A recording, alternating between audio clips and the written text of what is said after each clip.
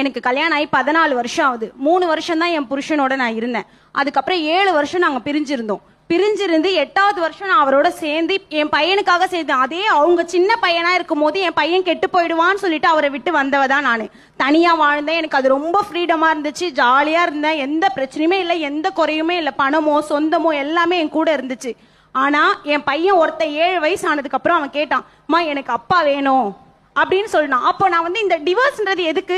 மறுமணம் பண்ணிக்கதான் டிவோர்ஸ். நீங்க கடந்து போலாமே. நீங்க தானே சொன்னீங்க கடந்து போறதுதான் வாழ்க்கைன்னு.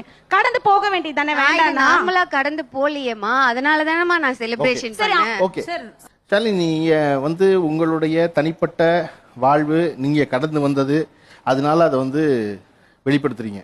அதை போல ஒரு விஷயத்த அந்த வெளிப்படுத்துற விஷயத்துல நீங்க ஒரு வரி எழுதியிருந்தீங்க உங்க ஃபேஸ்புக்ல, குறைவானதில் திருப்தி அடையாதீர்கள், டோன்ட் செட்டில் வித் லெஸ் அப்படின்னு. அதன் மூலமாக என்ன சொல்ல விரும்புறீங்க?